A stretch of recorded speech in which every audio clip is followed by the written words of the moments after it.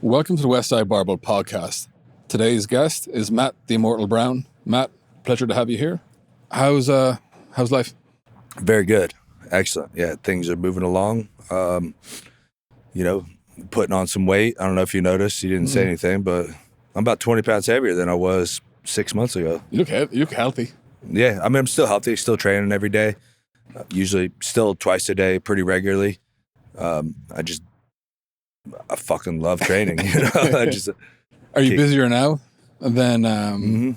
Yeah, different retirement? type of busy. When you're fighting, you're busy getting ready for a fight, right? Taking care of yourself to the best that you can, and trying to learn new skills, develop new talents, and constantly building that. But now all that energy is towards businesses and, is more time with my kids, things like that, which is actually, to me, is a lot harder, which was part of why I actually embraced retirement. I was like, I want something hard. Like fighting was kind of, I mean, it was what you're I wouldn't used say to. boring, but like I've done it, you know? Like I'm not going to get back to where I was. Yeah. You know what I mean? Like I could do it for money, but that'd be the only reason. Well, then challenge, right? This is a big challenge compared to fighting was what you've always done. Exactly. Like it didn't feel like a challenge Yeah. anymore. Like I kind of know what's going to happen. When you announced your retirement is kind of when everything in my head went back down memory lane, Yeah. right? To where how important was meeting you here at Westside, and then what is the foundation was led for what they have now, and they have no idea. Miles does of how good they have it, to where there is no minimals found. There's a lot of maximals in every shape, way, and form. Found during that, I think we had 7 good years where we're trying to learn a lot of stuff. How did you find Westside when you first came in? Who let you know about it, or did you just hear about it and come in? I think it was before you had actually came here. Luke Zachrich brought me here because he was friends with Shane Sweat, right? Yep. It was With Laura. some marriage or something, relationship in some way. And he had brought me here, and I remember I was like, what are we doing in this fucking grungy ass gym? Like, let's go like to the regular gym, And we did some hard work and stuff, and then I remember it was probably, I don't know, 4 or 5 months later, or 4 or 5 weeks, later. I think I just looked at it on Google and was like, what was that fucking place I was at, and looked that up, and I was like, holy shit. But that's where I was, you know? And like I I'd already had like the super training book, and, I studied a little bit of the Russian systems and stuff. And when I remember looking through the Westside stuff, and it was all based off of that, right? So I was like, fuck, bro, like I was at the Mecca. So one morning I just drove down here. I lived right down the street, and I just drove down, and Louie recognized me, or maybe remembered me from the first time or something. And I remember him walking out towards me, and his nose was bleeding, his ears were bleeding, and he just wiped himself off, had chalk all over his hands, now it's all over his face. He's like, all right, man, good to have you here, blah, blah. And I was like, can I work out? And he's like, yeah, come on in. And he put me through some stupid bullshit that, made me miserable. And I was like, dude, I fucking love this. And I was actually really intimidated, honestly. Like, when you walking around, it was, the morning crew was still here and walking around, and these guys were, having 1,000 pounds on their back and shit. And I was like, holy shit, like these guys might be able to take me, Yeah.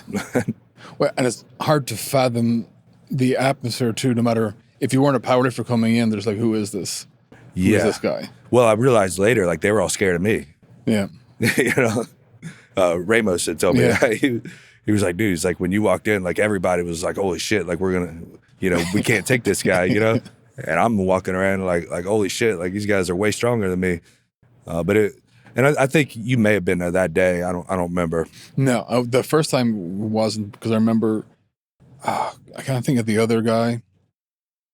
It's around the same time, the Christian Warrior. What was his name?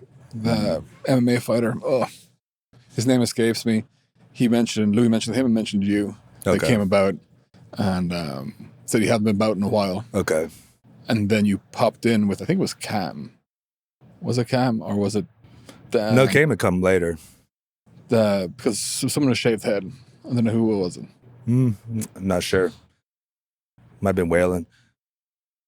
I remember Waylon. But I just remember like, I was like, Lou, how would you train an MMA fighter? I just remember the first thing was like, you think you'll overtrain them, but you won't. And I was like, okay. Yeah. Took that to heart. And we may have proved that wrong. Well, now for sure we definitely proved that wrong. I think if we kept the time limits, like the training sessions got longer and longer, density went out the window. But the amount of stuff we trial and errored, and I'll never forget, like after a while, like you were trusting because one, you didn't have time. You had to get from place to place. Two, I had no conception of what it took to be a new dad, let alone to have twins. And you were coming in through that, never complaining, never saying one thing, outside of a few grunts like, what are we doing? And then off we go. But that all played into we're trying to do the 4-day-a-week system, which just wasn't good for athletes because you have other commitments outside of the gym. Went all the way from 4 down to 1, up to 2, 3. And then we landed on the dynamic effort combo day has been, by and large, the biggest difference of this. Did you realize when you're going through it, the changes that was happening? Or was it just there was so much going on, you're just like, let me get through this and see? Yeah, I didn't really pay too much attention. Like you said, I just put my trust in you guys and said, let's figure it out. And I was kind of, being that I was earlier on in the MMA world, like it's much more popular now, and there's a lot more science involved. There's a lot more high level people that are put into their own hypotheses and things on how to train and everything. The way that I came up was like you just go and you push till you can't walk out, and then figure it out. Sleep until you do it again. And I think it served me well in a lot of ways. I think I probably would have had less injuries had I not trained that way. Yeah. But I think overall, I think it served me well. I mean, I think there should be more of that these days. We weren't afraid to look stupid. There's a lot of stuff like we did. We weren't afraid to push ourselves, and we weren't afraid to go, okay, we found what was maximal so we could taper back. And that was the great thing about, without knowing what it is, because now it's common sense. Like, you talk to each other, you get a feedback loop. That wasn't the thing back then. Right. We're figuring this out of how are we on the same page, but maybe some of the skill coaches were like, there's no one talking to each other. That's an interesting thing. I was thinking about that the other day because I'm helping a guy, Josiah. Yeah. He's signed with UFC. He just got cleared. He had the brain injury. I don't know if you guys know about all that. So he was supposed to fight on short notice during fight week. I think it was last year. And so they called him up on 7 days notice, and he was already 7-0, already been fighting for a long time, wrestling and everything. But it was when he got called to the UFC, it was the first time that they did an actual brain scan on him. And they found a disease called moya moya, a birth defect. Yeah. So he could have died at any time by a punch to the head or getting choked out or something. So he had to get a brain surgery, and he literally just got cleared last week. So it's a pretty amazing story. That's huge. Yeah. Yeah. But anyway, so I was talking with him, and we're kind of setting up his training now that he's getting cleared. And I kind of was thinking about it. And I was like, dude, okay, if he goes to a strength coach, what they're going to say is something along the lines of, well, if you got two guys equal skill, then the strength is going to make the difference.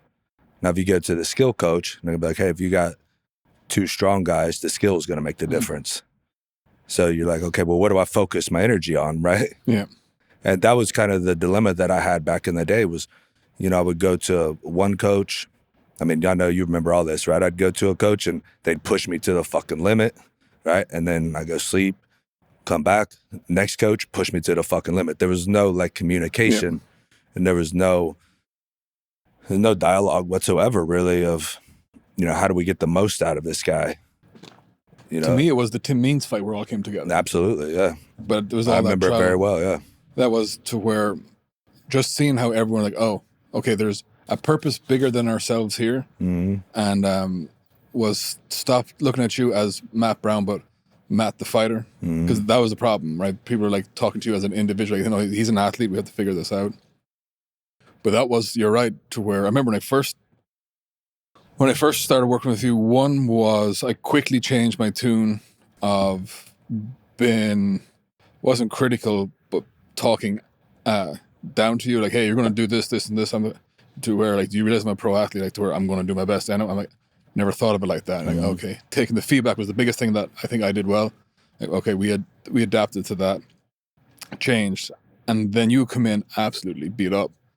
And I'm like, well, I don't think we clearly can do this. We would try, but it just didn't make sense. Yeah. And then when you brought in Dorian, being able to bounce off you and Dorian was huge because he was equally as receptive of what was going. Because then when I couldn't figure you out, Dorian and myself would try to figure out Matt Brown science. Yep. I'm like, okay, because you were smart to a fault in that you would send us down one way of like, well, hey, the Russians did this, this, and this. We're like, okay, how do we understand what he's saying, get back into it and figure out like, hey, this is not right for this time. Yeah.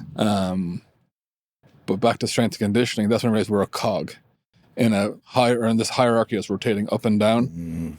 And then Dorian started getting like, oh, maybe skill is similar to that. And it all came to fruition for that one campus where you had, I would say, 3 of the biggest personalities between Adam, Dorian, and Carlos. Yeah. And everyone was like, okay, here's the purpose. But that took 6 years. Yeah. But now it's common sense. Like, why aren't all coaches? There's no manual back then. There's no UFC Absolutely. PI, and it's kind of rewarding to see all the crazy stuff we did and the volume, the sleds especially. That's now mainstay. Like it's like speed work is now common. Sure. It wasn't back then. Well, it's kind of interesting when you think of like an athlete, like in my shoes. One of the problems I always had was I need to hire guys to tell me to do what I don't want to do, but I'm the boss. Yep. You know, it's like a CEO with his board of advisors, you know, and it's a complicated situation. I don't think a lot of athletes look at it that way. Yeah. And you don't want yes men. That's the problem. Right. And it was like, okay. But a lot of them want to be yes men because they want that paycheck. Yeah. To me, like, there's nothing romantic about it. I think people have this romantic notion of, like, I want to work with a fighter, I'm going to become famous. It's still bizarre to me that strength coaches are famous in this day and age. But being able to see behind the scenes of, like, when you go work for an organization, like, you're an employee for them too. So you have your employees coming with you, and then you have to answer to this boss, and you're going around from place to place to place. And you're like, how the heck are you going to cut weight? And then they're giving you interviews with bottles of water, with energy drinks everywhere, with the best food, and like, Right. it's just, this is the setup for you to fail. I'm not sure if it's better like organized now, but I just remember like trying to figure out saunas and stuff to do. Yeah, it's always an issue. Yeah. It's Yeah. But Well, that's also I didn't know properly how to cut weight back then either. Like, I don't use saunas at all anymore. Really? I mean, I'm retired now, so I use the sauna more now than I did then, actually. But my last probably, I'd say 6-7 fights, like I didn't use a sauna one bit. And I think the sauna is terrible for you to cut weight. Think it screws up your CNS? It screws up everything. Even now when I do the sauna regularly now. I have one in my backyard. Shout out to Redwood Outdoors for that. Awesome sauna with a wood stove and everything. Like, you feel it the next day. Like, I'll go and push myself sometimes, you know, and I'll cut 5, 6, 7 pounds in the sauna. And the next day I'm like, dude, like, how did I fight feeling like this? And I'm like fully hydrated, you know, like I'm drinking water the whole time. Yeah. You know, it destroys everything in you. And one of the biggest things I think is, you know, your body adapts to whatever you give it, right? Whatever stimulus you give it on the regular, it adapts to. Well, you're adapted to endurance, or at least you should be adapted to endurance training by the time you're getting ready for a fight. But you're not adapted to fucking 2-hour-long sauna sessions. No. You know, so you just all of a sudden, the most important day before your fight, like all of a sudden completely shock your system into something that hasn't done in months or years or maybe never before. And then hope you're putting water back on. Yeah, and then like I hope that my body can recover from this in 24 hours or 36, whatever it happens to be. So I completely cut it out. and I started doing the bike. And So would you go in closer to weight? Was that it? what is it? Would you go into your fights No, closer to I'd being cut the weight? same weight, the exact same amount. Just But through I would physical just cut it. exertion. So I would do the exact same things that I did throughout the whole camp. Gotcha. Ride the bike, jog, jump rope, wrestle, grapple, hit pads. It's like your body knows how to do that, and it's comfortable and efficient at doing that. And it's not a shock to the system. And just manipulate water.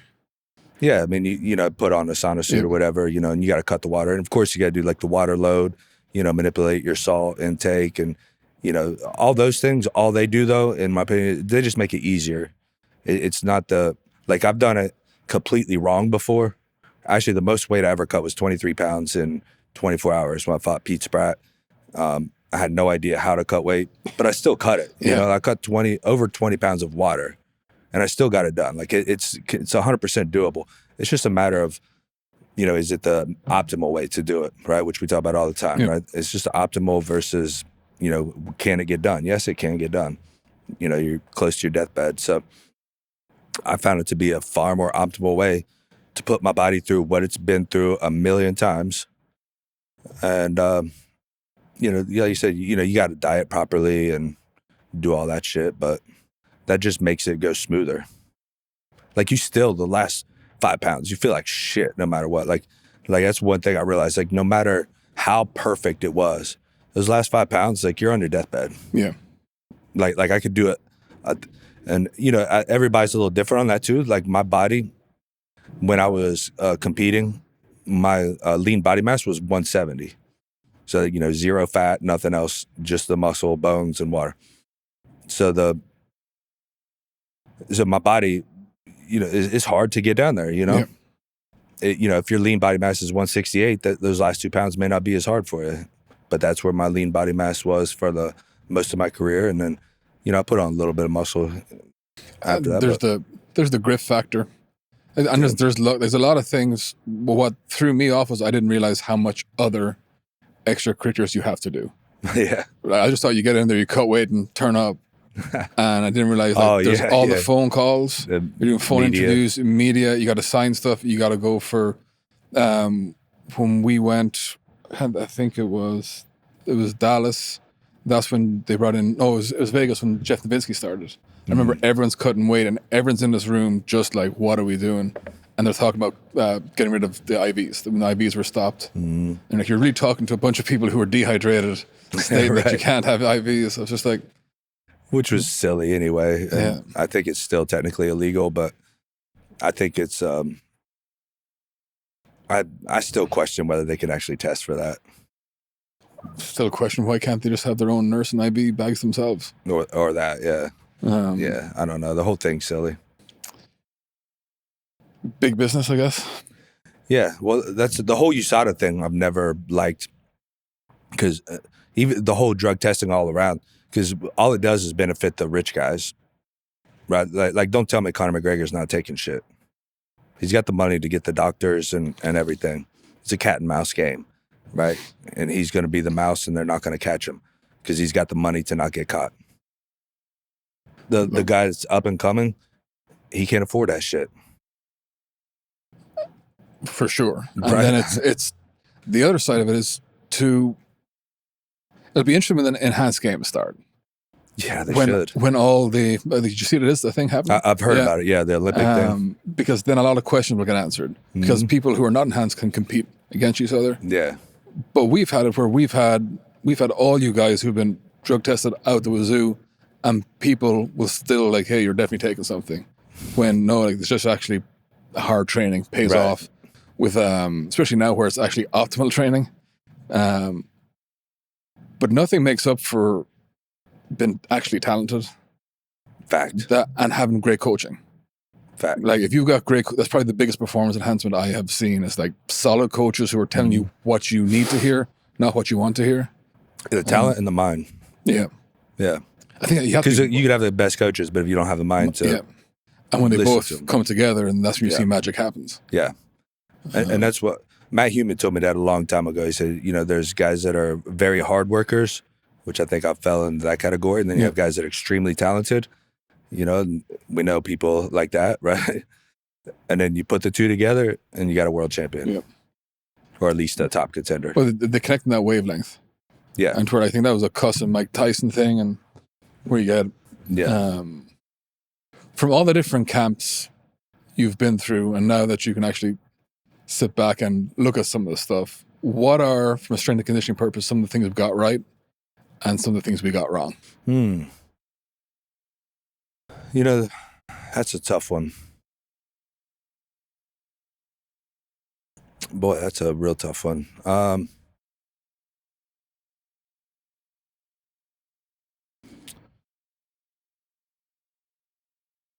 Okay, I'll start with something I think we potentially got wrong. And that was not enough injury prevention training, but more performance training versus injury prevention training. Because I think that when it comes to resistance training, I think that the number one benefit from it is injury prevention, like by a large margin, particularly in like such a highly skilled sport where you have guys that, like I can beat a lot of stronger guys because of my skill, you know. So certainly one of the things I think, you know, I don't know if it was a coincidence that it was right or if it was intentional, but like, you know, focusing on the internals, the core. When I say core, you know, hips, lower back, just everything in the center of the body. You know, that played a lot of dividends for me. And we did do, I think as we developed as a coach and athlete, I think we did do a lot more injury prevention stuff over time. But I think at first, our first goal or mindset was like, let's get you fucking stronger than shit and let's get you fucking jacked and right. Like, well, there was like, from my aspect, there's a level of enthusiasm to where like we're just going balls to the wall. Like we like, I'm not going to screw this up. You're going to be the biggest. It was maximal. Even though Louie would preach optimal, but I go back down. He's like, it's very hard to overtrain. I'm like, oh, I basically have carte blanche, and then you were trusting like, okay, let's do it. You're the expert. And well, it's funny you talk about the overtraining because I preach this all the time. Like, you know, I kind of joke around that like we definitely push the boundaries of the overtraining, but I also think that's the most overused term in the fucking history of sport, and I don't even like using that term or hearing that term because, in my opinion, and see if you agree with it, is like overtraining is like what SEALs do on Hell Week. Like that's clearly overtraining, right? You're lacking sleep and you're doing things far beyond your physical capacity. For someone, an athlete, to truly overtrain is extremely difficult. And I think that we should overtrain at some point to know where that boundary is. And and that boundary grows as you grow as an athlete. Like you're overtraining, like right now I could probably overtrain easily because I'm not training balls to the wall all the time. There was a point, you know, a few years ago where I don't think I could have overtrained, you know, unless I just simply didn't sleep, like if I had a lack of sleep. I'm with to where to actually realize you've overtrained, you don't realize it during the training session. It's the following on. It's the next 7 days to where you actually have a reduction in skill, accuracy, you can't sleep, you have a bunch of other things going on, and you can't climb out of it for a minute. And it's and how often do you think that actually happens with athletes? So, I think it's very rare because I don't think you have many athletes who will push themselves to that level. Right. And then I do think there are coaches out there who are idiots that definitely would try push because they go for training as a feeling. Like you have to have this feeling, I've done something, and it's not like math. I'm with you. I think it's definitely used as a cop-out. But now there's so many ways to measure objective data. Yeah. With because remember you brought in Joel Jameson. Remember the HRV with the phone we put on. We didn't really understand it, but now with actually being able to understand HRV, heart rate, with whoops, Oura rings, sleeps, everything you have access to now, very hard to really say, hey, I'm overtrained, undertrained. And I've used the Morpheus, and I've used different HRV apps and things. I've used a Mega Wave, CNS test, the TAP test, all these different things. And what I found was no matter what they said, if my mind was right, I could go in and train good. Yeah. It was all a mental thing. I stopped using them because they would fuck up my mind. I'd be like, oh, I'm a little bit overtrained. I need to take it easy today. And then I go have my best fucking day. But the whole time I'm thinking, dude, I can't push myself out hard. Like my HRV's not fucking right. And I remember Louie goes, yeah, go talk to Dana White. Tell him Omega Web says I can't fight today. He goes, yeah, best luck getting paid. Dude, I mean, and that's why I think the overtraining thing is way too overhyped, way too talked about. People talk about recovery, and I'm like, fucking go to bed, dipshit. Yeah. Like quit fucking. They said like, oh, my focus is on recovery. Like, what are you injured? Like, if you're like, focus on training harder, motherfucker. There's a happy medium. Having that data is great because now we can actually train you through a period of where it's down low. Because the idea of training is to train you to be your best at your worst day possible. Yeah. Because anyone can be the best on the best day. We've seen that in and out. But when you are sick, suck and stuff, you have to do something. And you're not going to not turn up. And not training through that, you got no idea how to actually overcome. You got no systems. You got no routine to pull you back on. If you look at Michael Phelps, he was hugely routine-based.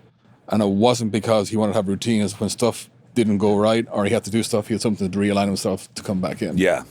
Back to the initial point, I think we lacked initially on understanding and working joint capacity. And actually, from a coaching perspective, I think, or I know, doing band work for ligament tendons was huge, but not understanding the range of motion we have to train and not catching postural exercises and integrating them more. It's interesting you said, because I felt like my joints got way stronger training. But the strength, that's no problem. But I think the ranges of motion of which we trained on weren't as varied as they could be. Oh, interesting. And I don't necessarily mean it has to be when we were training, but actually having like either correctionals or something to be done outside of what we were doing. That this is stuff if you're traveling or if... Now how much, don't mean to interrupt, how much do you think you can overcome genetics with that?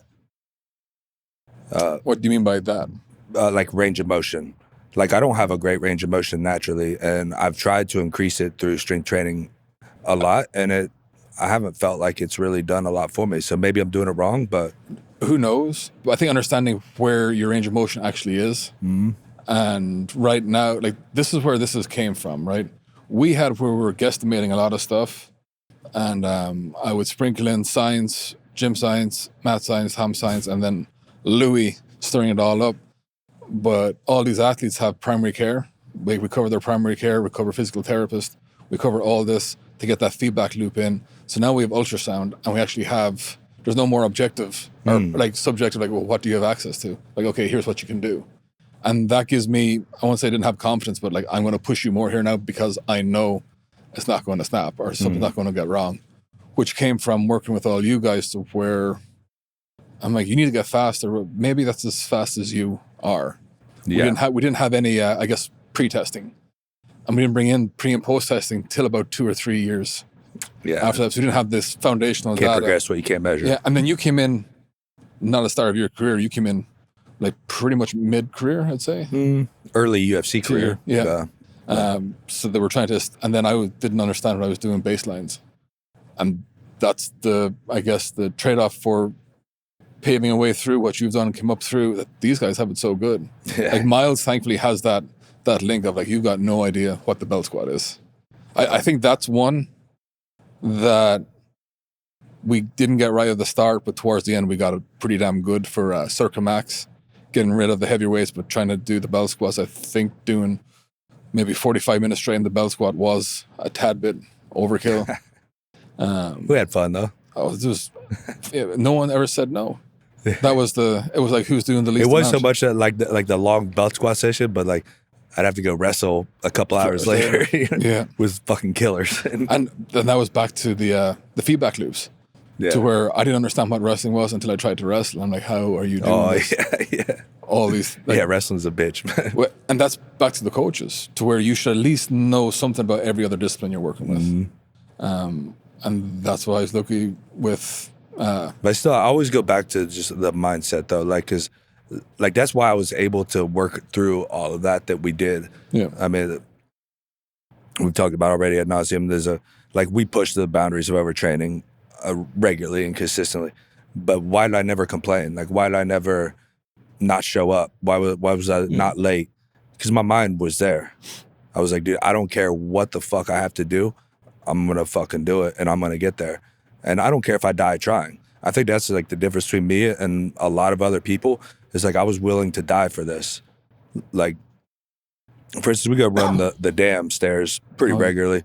Haven't done it in a couple weeks, and I see a lot of people generally would do like 10 sprints, right? Every now and then I'll go out and like, dude, we're doing 20 today. And they're like, okay, man, it's going to be hard. About 12, 13, they're done. Yeah. And they'll stop. And I just have a different mentality where like, dude, I said I'm doing 20. Like, I'll die walking up those stairs if I have to, but I'm not stopping. And I think that's the only difference. And that's why when people talk about overtraining, like you said, it's a cop-out. You know, these people, they use that for a reason to stop. It's like, I want to train so fucking hard that there's no logical explanation as to how I could lose this fight. Because that's how you fuck your mind up. If you can remember, like, oh, I was supposed to do 45 on the treadmill and I did 40. The back of your lizard brain somewhere deep in there fucking remembers that. And then when you're staring at a dude across the cage from you, a fucking lion that wants to eat you, that's when that worm of doubt starts creeping back through. Right? It's not, the lead up to the fight when you're talking to the media, you're like, yeah, I'm gonna fuck him up, blah, blah. But then you're looking at that dude and, all of a sudden, like, he's bigger than you thought he was gonna be. He's more ripped than you thought he was gonna be. You're like, damn, his legs are fucking big, like they all look like monsters at first, right? And then that worm of doubt comes up, like, bro, it's your lizard brain talking to you, saying like, bro, you lied to me. You're a fucking liar. You have like a subconscious and conscious, right? You can lie to your conscious all day, but you can't lie to your subconscious, And when you try to tell it like, dude, I'm gonna beat this guy. It's like, bro, you're a liar. Why should I believe you? And that's why I'm willing to fucking die when I go up on those stairs, or when you tell me pull the fucking sled again around the fucking thing, or carry what was the med ball? Not even the med ball. What was the thing with the spring in the middle, like a bamboo bar with the spring in the middle? I forgot about that. Yeah, you like carry that bitch with the sled, with the weight vest. Yeah, and I'm like, okay, I know it's 20 degrees out there, but like I didn't think twice about it. I'm like, this is the fucking job, period. I'm glad you brought that up because that's the cultural aspect we developed. Yeah. Which obviously, like, Louie set that down, had a home for it there. And they're like, well, how do we figure what they're doing with the lifters or bring it into our group? Mm-hmm. And that quickly weaned people out to where anyone who was in there, like, you're just not going to beat them. And then everyone knew that there is no one doing what you guys were doing. Like, there's at that point, not one person was doing anything like the stacks of exercises and supersets and sleds. Mm-hmm. That was before knees over toes guy, before all these. We were doing a lot of these things to the nth degree. But everyone went in like, there's definitely no one has done this. Yeah. And that's what I loved about Louie, man. Yeah. That, like, he built that culture. And I think that's why he got so frustrated with a lot of the powerlifters, right? Because they weren't willing to die. Whereas Louie, every time you put a bar on his back, he's like, I don't care if I fucking die doing this. For sure. And then there was the generational gaps. Usually he had people in between that could translate Louie into whatever was happening. And that definitely didn't help, especially towards the last few years. But the culture is everything, because when Westside first started talking to all the old timers coming through, it began of it wasn't strength of body, it was strength of mind. Like, okay, hey, yeah, because they weren't all as strong as they were. So like, hey, what do you do? Like, keep coming in. And they kept turning up. Like, okay, you're pretty good. And they just happened to get strong. So now all these guys grew up in this, like, you got strong, you got strength of character, you got strength of mind, and now you got strength of body to match it. Then the gym just got stronger and stronger and stronger. 5 world record holders in one neighborhood. Like, okay, you got a system. Then it gets to a point where, well, someone can't walk in off the street. So people who got strong somewhere else came in. So you have the strength of body coming in, but the strength of character was developed somewhere else. And that's when you start having clashes. That's a problem. It's a huge problem. And talking to all these different generational people have started to line up. I'm like, okay, this is why all these groups are still friends. And this is why these athletes who are here for 3 to 5 years hate each other. Interesting. Because we're theoretically, can you imagine if there was a Westside reunion? Like half the people would try to kill each other. But most of that happened from mid-2000s up. But the old timers, they all still talk and chat. And you're like, wow, because they all grew up in this. And which makes sense. Wherever you grow up, like you have that, I guess, feeling towards it. But if you got strong somewhere else, you came in here and then the pressure cooker comes on. You're like, dude, I was strong elsewhere and I'm getting something here. But this culture just, because Louie was like, what's next? You never worry about the trophy for him to be like, what's next? You want the one you never got and you keep on going. And he wanted it more than you and he would give you absolutely anything you needed to get that. And he'd figure out your personality. How can I get the most out of you? And then he'd try to find that little weak chain. And like, okay, I'm going to try to get this little weakness here and see if you break. And if you didn't, you rose. And if you did, you went out. Yeah. That was actually a profound statement for me, what you just said when I asked Louie one day about his trophies and medals and, in the old office. It was like, why don't you have your shit up? He's like, it's not about what I've done. It's about what I'm going to do. And that's why, like being retired now, most of the interviews I do now, the podcasts and all this, like they ask me about what I've done, and for me, like I'm already past that. That's why we were talking about me starting a podcast, and I was like, that's part of why I haven't done that yet. And one of the other reasons, because I don't want to talk about what I've done. I don't give a fuck. Like that was a part of my life, and Louie set that, into my mind. It's like, dude, what am I gonna do next? I'm gonna do bigger and better, badder things next. Fuck what I did before. It's hard to have that mindset, and it's not as common as you would think. I think I agree. Yeah. Because I see guys, not to name any names, but there's guys living off of what they did. Right? There's the Al Bundys everywhere. Right? Scored 4 touchdowns in high school football. Right? But especially when you get something as big as like a UFC or the ego boost that you get from it, and it's like cocaine. Like they just want to go get that ego boost again, so they're constantly living on that. And I'm like, bro, I don't give a fuck. I don't need that shit. Like I'm gonna do bigger, better, badder things. A lot of people like consistency and hate change, and they get stuck in this thing. We've had it here to where people come in like, because we got the 2 separate locations. Because one, this is hugely important to us. This is our history. This is where everything came from. But we can't live in the past. Louie never lived in the past. It's like, what's next? I'm like, okay, well, we're going to put it next door. Because one, we screw it up. We screwed that up. This stays intact. And to me, we're caretakers of here. And to pay homage to all the members who've trained and all this equipment and set the record, set the foundations. But we have to progress. Like we have to try figure out if we're able to write a chapter, and time will tell if we are. But we learn from the past. Like we learn from everything we did. The first generation of, like the true generation of athletes came through because it was full time coming in groups, and gave the 3-day system we have. But now we have a place to show it of. But when people come in here, like, why wouldn't you want to train here? Like, do you understand what this is? Like, this is history. Like, this is our foundation. This is everything. But our athletes are not powerlifters. They can't be compared to these greats that came through here. We have to change. We have to show what Westside is in the future. Because now there's more focus on athletics than powerlifting. Right? That's all it is. Because how can you beat what they did? Right. Like, it took like 40 years. No one can replicate Louie. I don't care who you are. His lifestyle, the way he thought, the way he acted, what he did with his lifters to get the most out of him, you can't replicate that. The man loved the gym. That's it. Everything else was just an annoyance. The Iron Samurai. Like 100%. He had his rules. They made no sense to anyone but him, but that's how he got the results he got with the people he got it from. Do you think Louie would want this? Yeah, first to have like if he's looking down, like I'm not a heaven guy, but if he's looking down right now, he's a ghost in the room. He'd be like, Tom, what the fuck is this, bro? Fucking.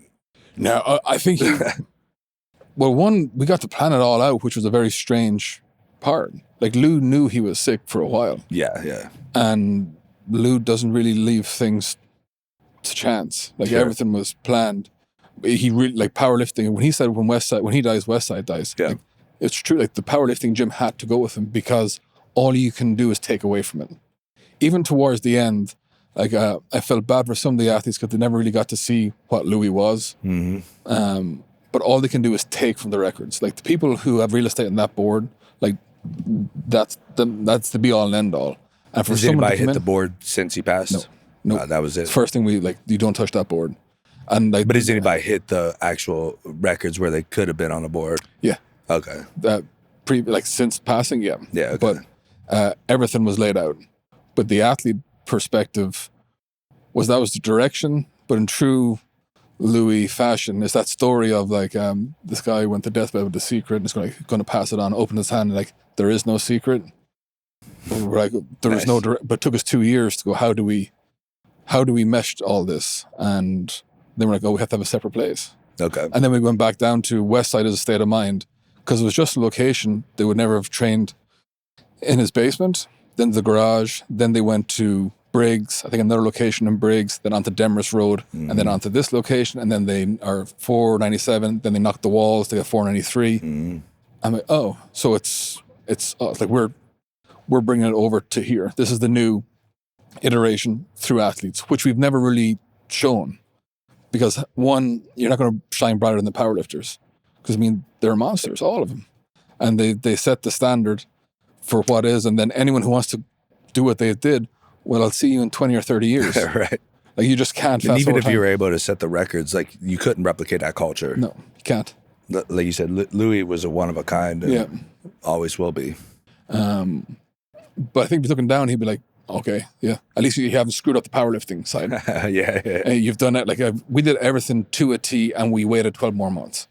Because there's no rule books. There's no books written or anything out there of what to do when someone like that passes. Sure. And then all the questions you want to ask someone, that's when they come.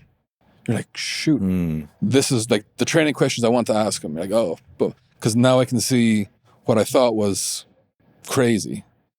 You step back and like, oh, okay, now I know. Now I know why he did it that way. But in true Lou fashion, it was like pretty blunt and not very emotional. And then you're just like, this just makes no sense. But now it actually makes sense. And I think he always wanted this more scientific aspects of it, but never to dictate training, but to actually like, hey, with the isometric testing, we can now test glute ham and inverse curl and show the different isometric strength through full range of motion, which he wanted to do, but could never get anyone in. But now we can do it ourselves. Like through a force plate? Through Vol, the Nord boards. Okay. We're able to... I'll have to do that testing sometime. Yeah, more than welcome. It's fun. We did slightly some of it, but we just had no readings with the isometric training. But everything came later. But having a place for the athletes to do what we need to do was the same recipe, in that the culture is everything. If, like, there are some athletes that are phenomenally successful, but just don't fit the culture, and you're like, okay, I get why, Louie, like, you have to do what's good for the group. None of them pay, so we cover, of course, we cover all their healthcare. That's kind of our way of modernizing of what Louie would do. He would have doctors here there to help them out. We just teamed up with Dr. Jean Bell in the Armory, who take care of everyone. Oh, cool. And Nice. What's been a happy surprise is the feedback. It's been able to actually talk to medical professionals and go, I have a hunch, and like, oh yeah, you're right. I'm like, oh, or you're completely wrong, and be able to change training there and then. So yeah, I think I'll go back to that. I think he'd be happy that we haven't screwed up the powerlifting aspect, did exactly what he said, and the rest, time will tell. The results will tell, but I think the culture aspect, he will be like, every one of them will not quit. And it's the same thing. If they see you slowing down, they speed up. And then you're like, fuck, they're speeding up. And it's back to, I remember we had to get them, when you were training, you would go, either you'd have to do something for the UFC, or you have to go away for a few weeks and come back. You might be going to a training camp somewhere, come back. But we have these consistent group of guys. And I'm like, okay, well, I got to make them stronger than you. That's all I can do. And then you would come back and you'd be like, what the fuck? Yeah. But then that's when you start realizing, like, oh, you can only rise to the people around you. And then you were like, okay, I got to get stronger again. And you come up. And all that culminated into the system we have now. And the fact that something came from MMA has gone into golf, football, baseball, basketball. You name it, the 3-day system has just the dynamic every day has become the most important. And another thing we learned is to become strong as necessary, not strong as possible. Yeah. We start as strong as possible. Yeah. And it was like... Yeah, I didn't know how to word that when I was thinking of things we kind of did right or wrong. And yeah, that's a good way But to you put were it. like, dude, are we fucking powerlifters? I'm like, that's a good point. And I go back down to... Well, there's always a balance too of, you know, you would be able to speak better on the science of it, but, you know, the cardio demands for MMA athletes, you know, there's so much that we have to do to maintain that, the cardiovascular system. It's like you can only get so strong doing that much cardio. And you only need to be so strong. Right. And it comes like, that's what we didn't know. And one would take from the other. And that's where that rotating hierarchy of, well, what do you need right now? And coming back in. Yeah. And then I went back down to, I remember when Brock Lesnar initially was supposed to come here with Lou. This is back 2011, I think, 12. And Lou's like, what am I going to do for him? He's stronger than crap. I can't teach him how to fight. And then that combined with like, are we training like powerlift? Like, why are we? Because you just don't question. And that was the great thing. We may have went absolute, but we would sit down and talk. The talking afterwards was huge. After a fight, like the way you would, whatever the result, you would sit down like, okay, what are we going to do for this camp? Yeah. And get everyone together. I'm like, okay, that's pretty smart. Yeah, I think we did a good job of that later on, especially, right? We would talk before the camp and after and, you know, even during. And But you were a CEO, you're like, hey, I don't want to deal with this. Can you do this so you can? I'm like, okay. And then you're like, and that's when the hybrid position of a strength coach, like, okay, I'm not the focus of this. We've done our part. Where can I help? And is it like scouting out areas like, hey, there's a sauna over here, or getting food, getting stuff, or talking to this coach like, hey, dude, I think there's something up here. right. But it kept you out of it all, allowed you just to train. And maybe and that goes into a little bit of like what I said, like injury prevention, where like, you know,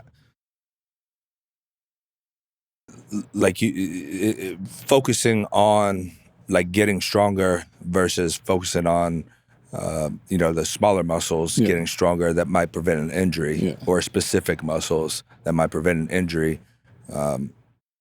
It's something I began to work on a lot, like, you know, and where, like you said, the joints, like my joints feel better than ever now. Yeah.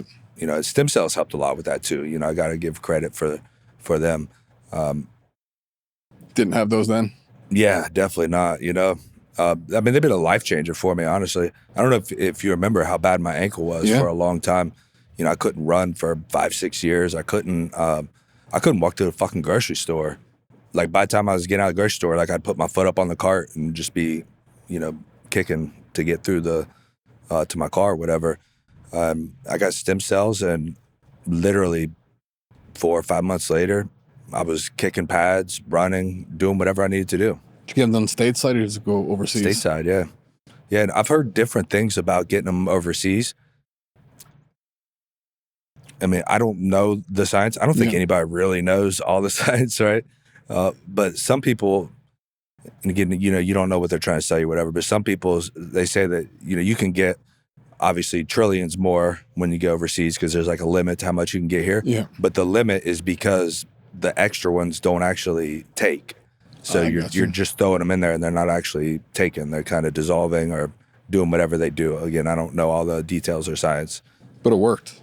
Yeah, and that's why I never really took the time to go overseas, because all of them that I've gotten here have worked ridiculously good. But is it just an injection in, or is it site-specific, or is it site-specific, yeah. Okay. And then now I go out to Beverly Hills to R3 stem cells, and they give me IV injections like every 6 months. And can you train straight away after it? Is there any protocols? I never stop training from them. I'll take them. I train the same day. See, I don't question stem cells because I know they work for many people. I question pre and post procedures of what led up to the joint pin dysfunction or whatever's happening. Yeah. Then you get it fixed and you get this miracle, not drug, cell put in. Then do they have follow on of like, hey, you probably should fix the cause first because you're going to come back. That's where like it should be a holistic program, and maybe there is. I just don't know about it. Yeah. And I think, like, it just goes back to your strength training being your injury prevention, right? Yeah. Like my ankle, when I hurt it, it was a freak accident in sparring, so it wasn't something that I could have prevented anyway, you know what I mean? Yeah. Like you could have had the strongest ankle in the world and it was in a bad spot. It was getting fucked, I mean, that's where the luck comes in. Yeah. You got good luck or bad luck. Either way, it's the way the draw goes. Yeah. And, that's a you see some of these strength coaches online sometimes and they kind of purport almost that you'll never get injured if you're strong enough. I'm like, dude, if you like fall off a building, like, you know what I mean? Like strength, does a million things for you, but you can't stop what you can't stop. There's still an art to it. It's not a fully formed science. It's still relatively new. Yeah. To like really the 70s where it got developed in, and it's compared to other professions. And going through and been in it long enough and been around the athletes I have and been around Louie, it's like make it as simple as possible and just don't sell it. Like don't go, this is what you need. Yeah. We're like, no, like if it may be what you need right now for this week and next week it may all change and nothing is going to make you, it's going to help reduce the level of injury possibly, but depends on the force going in. And I think a lot of people try to over sensationalize. It's not complicated. Like, this is not.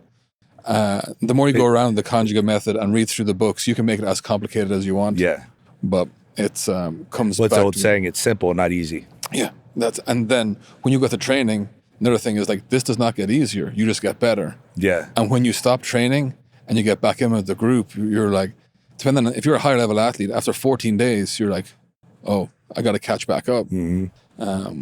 And that's where being able to have expendable max effort days now when they weren't has been huge. Being able to break out dynamic effort days and being able to lead up to an 8-week fight camp.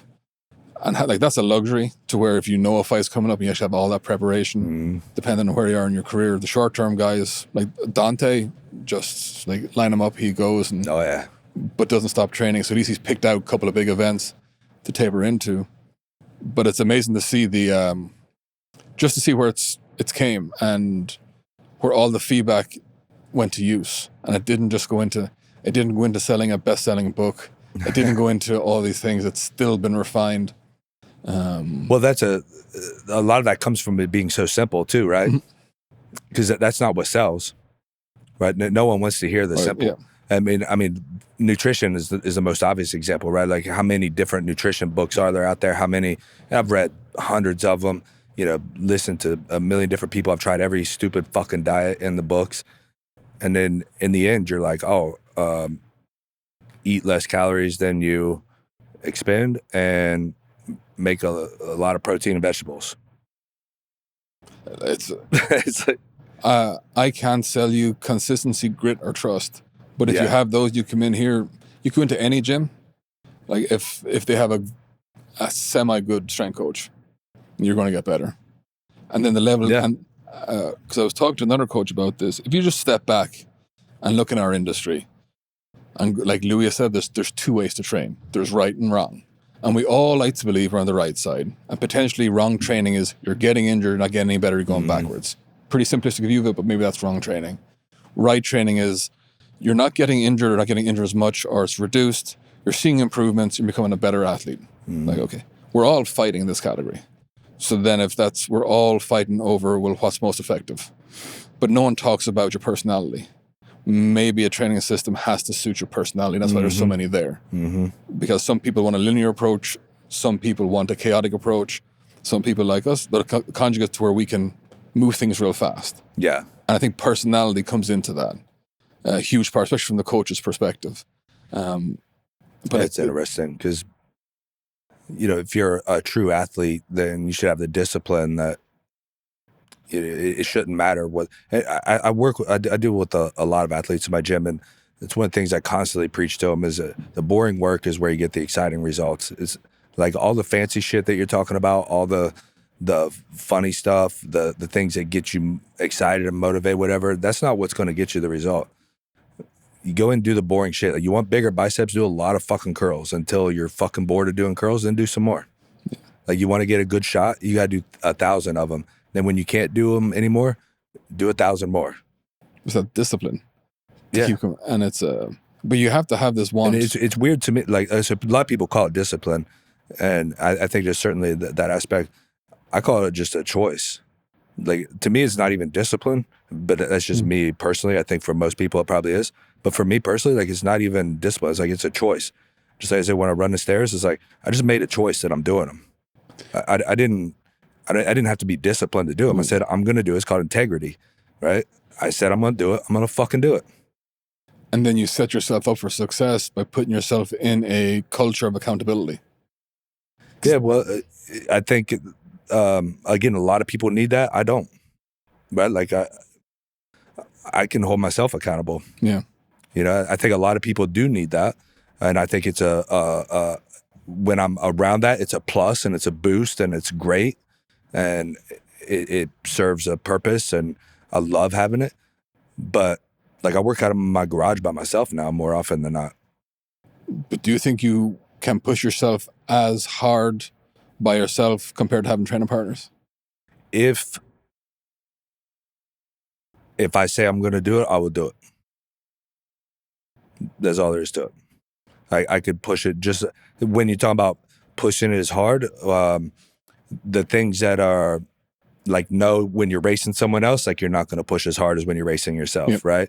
When you're, but if I say like I'm going to do, 20 sets on the bench, like I'll do fucking 20, if my arms are falling off, right? But they may not be as fast, right? I got you. So yeah, there is, that's why I said there is an aspect of you'll execute the exercise because you're accountable to yourself to do that, but the time in which it gets done may differ depending on. Yeah. Now, if I know my previous time, I say I'm beating that fucking time today, then yeah.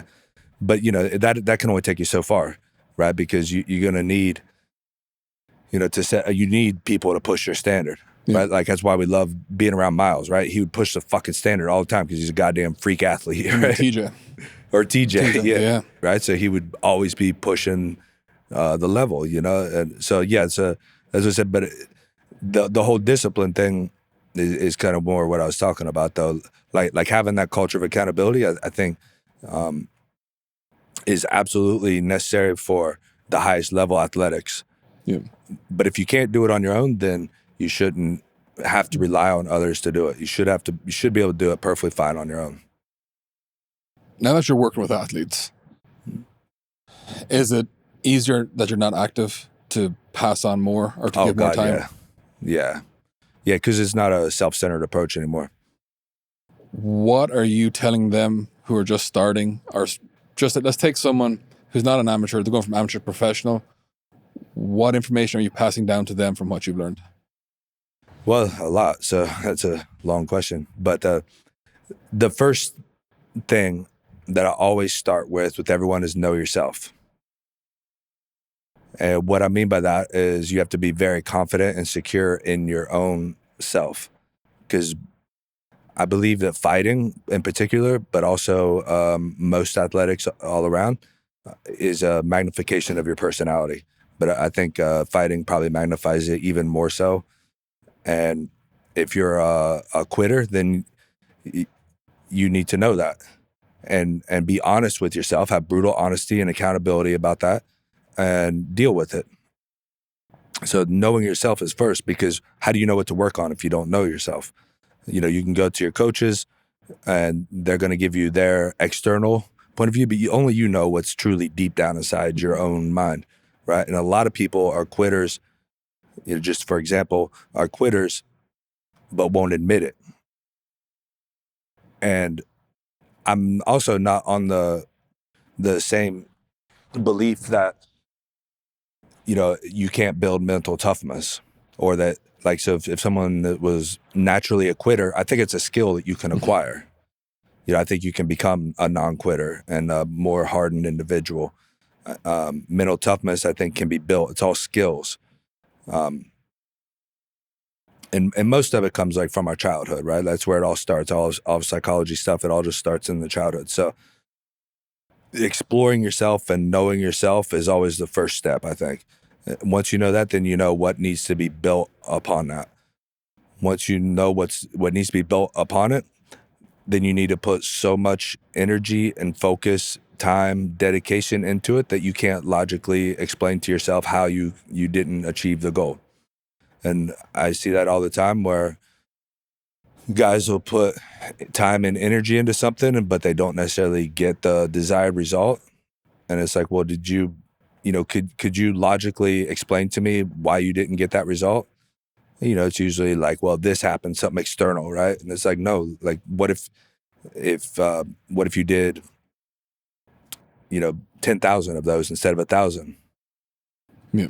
And it's just like if you're trying to get a girlfriend, and you're like, oh, I'm not good with women, whatever. Like, okay, well, how many have you hit on? Like, oh, I talked to one the other day or something. It's like, well, if you hit on 10,000 of them, you think you'd have a girlfriend? And so it is kind of a law of averages thing, Can I go back to the mental toughness? Yeah. On that. So as a coach, from like your perspective now coaching and seeing the different types of coaches you grew up with, the ones who were just say very strict and trying to make you fail, but now working with kids to build that up, is it important to not create failure and give them stepping stones in the gym? Or do you still think there's an element of the tough love aspect mixed with something else? For kids specifically? I think kids are, because I deal with, it depends if you're talking about my own kids or other kids, because when I'm dealing with other kids, I have to deal with what they're dealing with in their home life and, the types of influences that they're having externally, and it gets very complex with that. What's that like to deal with? What's that? What's that like to deal with, having all these different kids coming in? It's complicated. It gets very complicated. We have and it's one of the things I'm actually working on right now at the gym a lot, is having a lot better personal communication with parents about their kids. Just understanding where they're coming from and why they're acting the way they are, or why they're working the way that they are. What else are they doing in their lives? How are you influencing them? Because there's not a lot of tough parents these days, really. I'm not sure that there ever was, really, to be honest. And we get into a whole another deep conversation about that, which with the other kids, some of them are pampered at home or whatever, and some of them are not. And then when they're not, and then you're trying to do the same thing that the parent's already doing at home, or maybe the parent is too hard on them and you're trying to be hard on them too, now everything they do is just miserable, right? But everything is just it's like a learned response, right? Like if, humans, everything that we do is for reward, or either to run towards reward or run away from punishment, right? That's all the motivation that we have in the world, right? So we have to figure out if a kid, if he's trying to run away from something by being on the mats and push himself, or if he's trying to gain something positively. And I try to move it towards gaining something positively, even though, when you're talking about like fighters or my own kids, like I try to do the opposite, because I'm a little bit harder on them, because humans are more motivated to run away from punishment than they are to run towards reward, right? So again, it gets like pretty complicated, but understanding where they're coming from is the first step. And then once you get that first step, then you can figure out, okay, how do I implement this to get him motivated and succeed? But even when I say that, it's like, okay, motivated and succeed in what? Like different children have different goals, right? I'll give you an example. One kid, very, very good at jiu-jitsu, but has insane anxiety. Like he competed at the Arnold's and he quit. Like he literally left the facility because he just couldn't stand the thought of walking out there and doing it. But he's really, really good at jiu-jitsu. And I was like, dude, you go out there and fuck all these kids up. Like, what's the problem? So, so when you're dealing like with a kid like that, that's very different than dealing with, an example of another kid is willing to put himself out there every time and just an absolute savage. And he'll go balls to the wall on adults. Like he doesn't care. If you beat him, you beat his ass, he just gets back up and like you ready to fucking go again. So it's a completely different dynamic every time. Did you foresee that? No. Hell no. I thought I was just going to like run a kid's class and give them a game at the end and they'll all be fucking happy. But when you're running a martial arts gym, I just had a conversation yesterday with a client about this. because he wanted us to be harder on his kid. And what I kind of explained to him, because he is a friend and he understands where I'm coming from, I said, so look, in the business here, I need you to come back, right? Like that's the whole point of a business, right? Is that we have repeat customers. I need you to come back, which means the kid and the parent wants to come back. If only one of you wants to come back, it's a problem. Yeah. So to satisfy the parent, we have to give them all this discipline and be hard on them and be an asshole and yell at them and all these things. For the kid to want to come back, we has to have fun and see the reward. Yeah. You know what I mean? Yeah. So the kid is coming there for reward. The parent is coming there for punishment. So that's a specific example, but it's a very difficult balance. And how you do that, it's a balance. You got to give a little bit of both, Is a lot of this because you actually care compared to other places? 100%, yeah. Because we've had many people come in. This is the first it makes sense because you never think about it. But the level of you caring probably makes this way more worthwhile for the people coming in to actually have someone go, hey, your son or daughter, like, here's what we're doing. Yeah. Compared to, like, give me your money. It's an hour babysitting service. Mm-hmm. Off you go. Come pick them up. Yeah, I don't like that. I've said many times, the only reason I still have my gym is because of the kids. Like, when I first started the business, I had no idea. I thought it was going to be way simpler than it was. And there was a few times where I was like, dude, this is fucking bullshit. Because like I just wanted a place where I'd make a little bit of money and train with my friends, beat each other up. And then you start realizing the actual business part and you're like, yeah, God, I got to fucking call insurance and I got to do fucking payroll. What the fuck is this? So, there was a point where I was like, look, there's better ways for me to make money. But I had one specific example of a kid that I still remember where he'd come in and his head was down, wouldn't look at me in the eyes. He was getting bullied at school and his mom, they were foreigners or immigrants, I should say, illegal immigrants. And, and she was scared. She's like, I need someone to help him, So put him in the class. I gave him a discounted membership and everything. They were poor, not well off people, just having a bad time. And I remember I came back. I think I had a fight or something the next week, or went to train something. I was out of town. Come back like 2 weeks later, and this kid, his chest is puffed up, fucking gives me the knuckles, and his mom was just like in tears, talking to me about how powerful it was for him. And when I realized like I have that kind of power over the world with what I'm doing, I said, dude, I can't shut this down. Yeah. Like I got to keep this I got to do this no matter what. And the way that I see it is like we built a fork in that kid's life, right? He was going down a certain way and he took this fork. He went a completely different way. And who knows where that path would have took him? Who knows where this path is going to take him? Yeah. But it was certainly a better path than he was on before. Did you take out your octagon yet? I did. I remember you in the middle of training. It's like, as soon as this is done, like I will never have an octagon or a cage anywhere. Yeah. Well, so what I tell my fighters, which it was a hard thing to do because I know it was very meaningful for them to have that. And it certainly, sets a certain culture and what would you say, sets a certain... What's a familiar environment? Like this is the environment, a certain environment there, right? But I told him, look, we're a martial arts gym that has fighters, not a fight gym that teaches martial arts. And what I want for my athletes that I work with, you have to be a martial artist first. And what fighting is and what it became to me over time, I think I was just a fighter when I first started, but over time, the fighting became an expression of my martial art. And that actually served me very well when, winning and losing fights. I wasn't focused on that. I said, look, this is a moment in time or a picture in time of where my martial art is on that particular day. If I fought him the day before, maybe I would have beat him, or an hour before, maybe I rolled out of the bed on the other side, and who knows what it would have been. Who knows how the fucking universe works. But if I just see that as I'm a martial artist until the day that I die, and this is just where I was on that day, then it takes off all that pressure. I got you. And I kind of got that from Louie a little bit.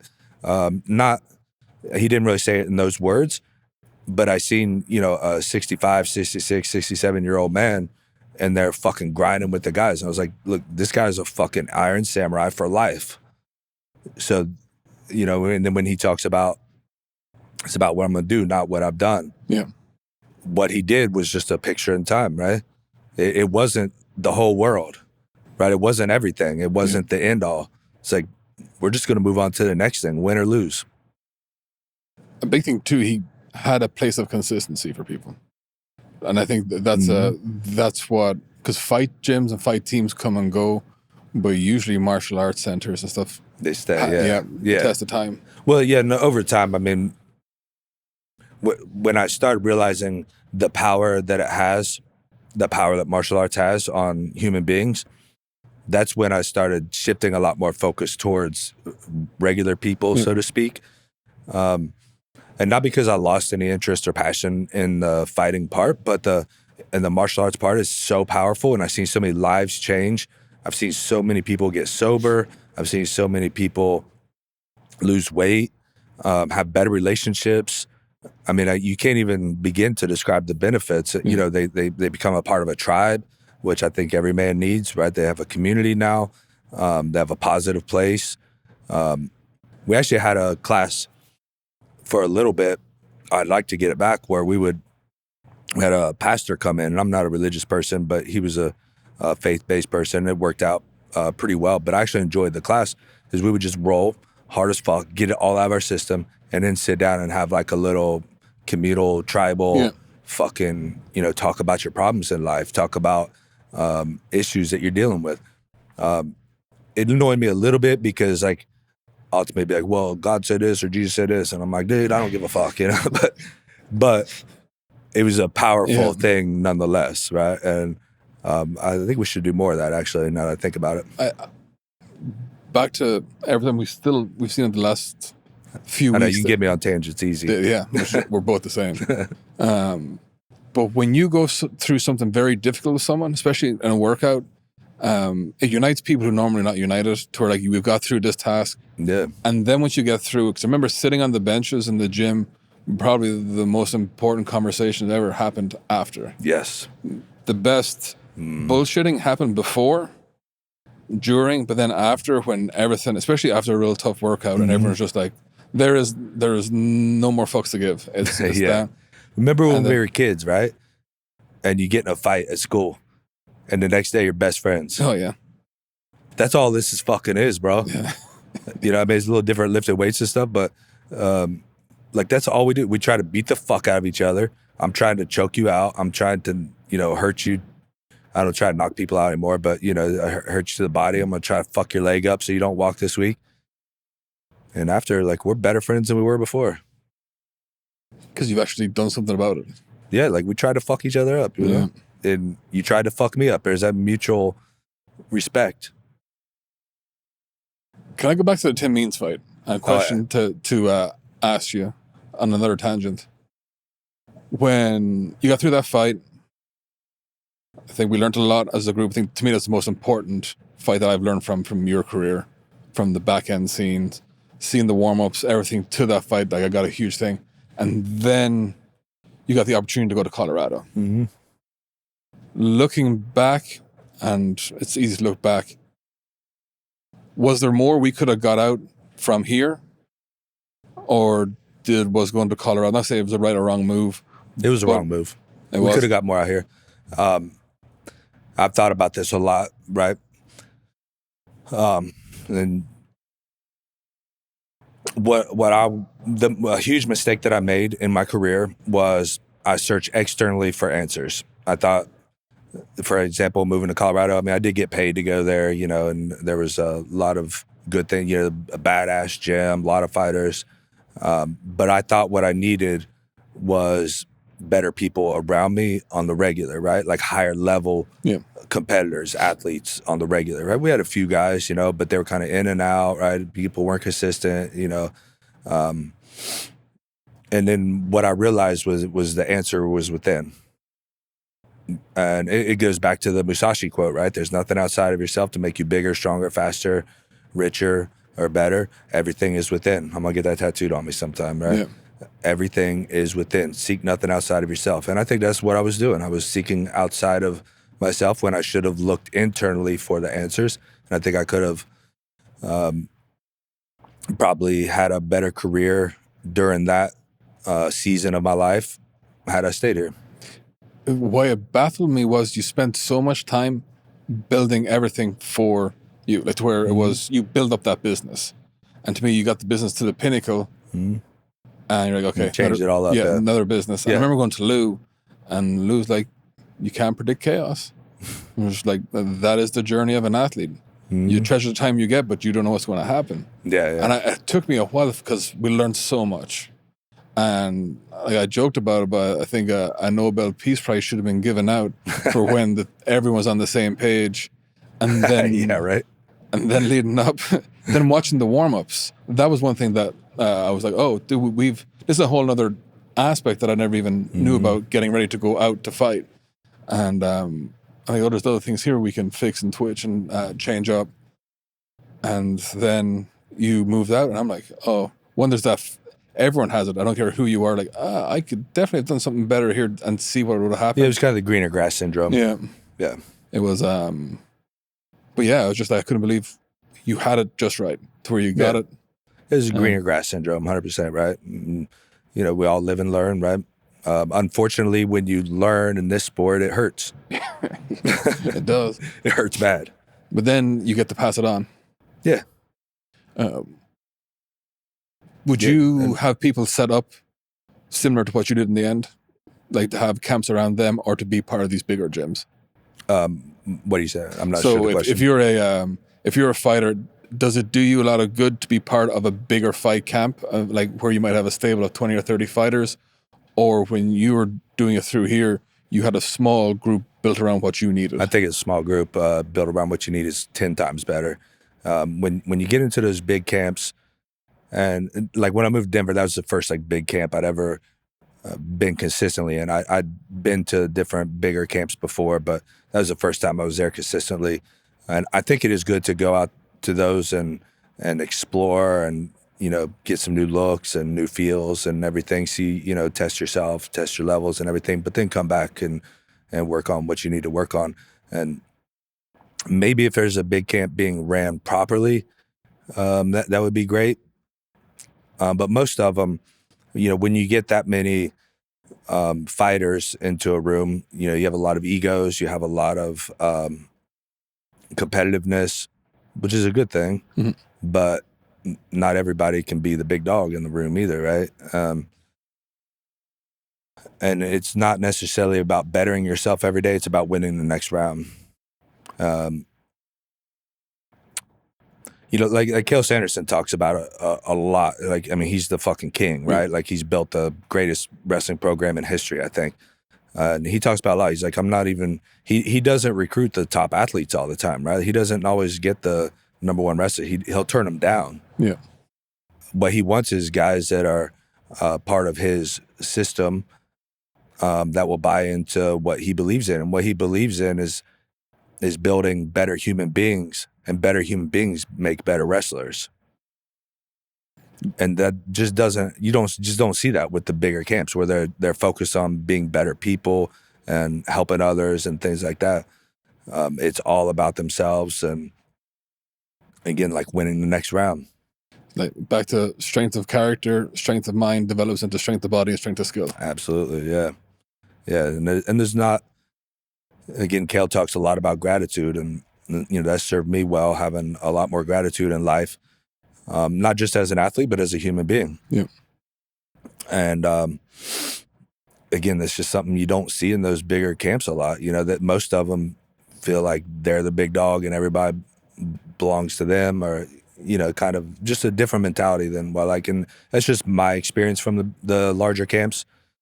And honestly, when you get to I've been to ATT, and one of the things I noticed there was they have tons of fighters, but they're all in their own little groups.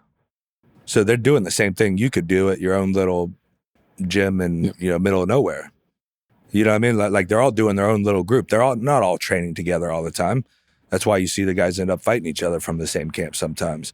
Because like they weren't even training together. They were, sometimes Under they the do, same obviously. roof. Yeah, like they're just in the same room, and that's not always the case either. But I was only there for a short time, so I could be speaking wrong on that. But that's been my experience. Whereas when I was in Colorado, like everybody trained together all the time, and I think there's pros and cons. For a long term, I don't think it's beneficial. Yeah, you need the personal attention. For the short term, I think it's a great thing to go check it out and get that new stimulus and bring it back. Yeah.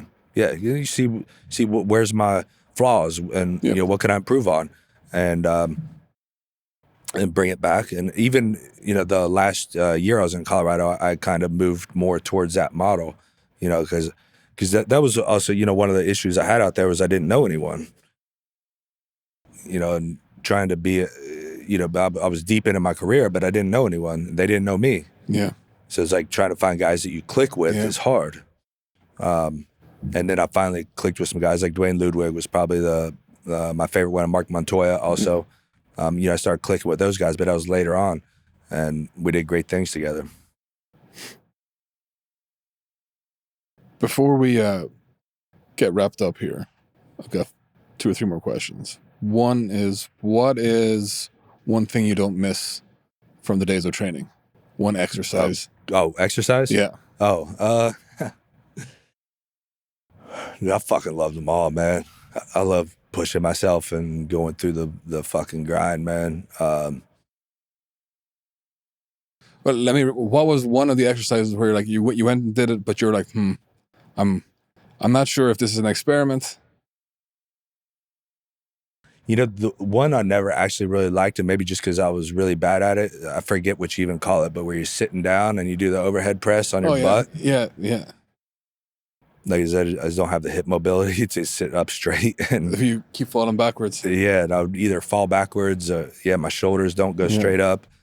But it wasn't because it was like a miserable exercise or anything. Like, I just feel like because of my limitations with range of motion, like I couldn't get the benefit out of it. So it was so fucking miserable just trying to sit that I felt like that was one, when you ask it that way, we say that like I would just cut it out of my program altogether. I definitely haven't done it since. So any stories or memories pop out from the group?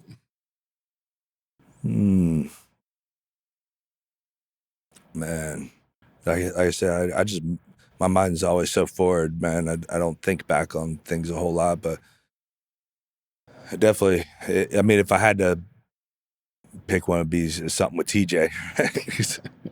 Who knows what kind of fucking silly shit he did. Mine was the stupidity of the snow. Okay, yeah. I was actually just thinking about that memory a minute ago. Yeah, I fucking love that though. It was fun, but it made no sense. I remember laying up the sled, like this is a great idea, and zero traction for feet or sled. Yeah. The sled's going that way, going this way, but yet. Well, the wheelbarrow. Yeah. The wheelbarrow was better than the sled for sure, but that was just. Actually, I think one, I guess, kind of funny memory was Tony doing the ab wheel and on his feet and his hands at the same time with the sled, and we're like, dude, you can't do it. He's like, fuck you. Yeah.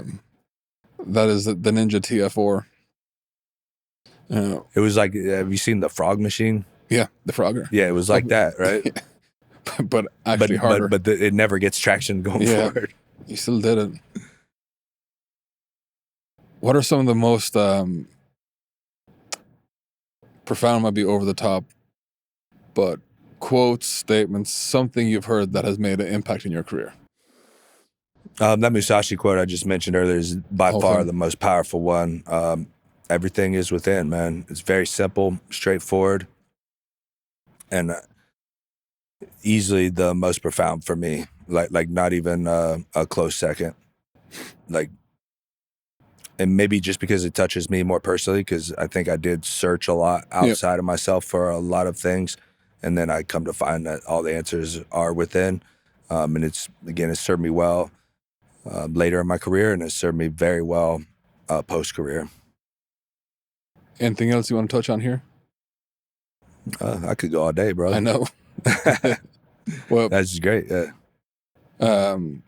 You're one of the few people that I genuinely have thanks for. Like there's, especially at Westside with you and Lou, it shaped a whole lot of what I have done and still do.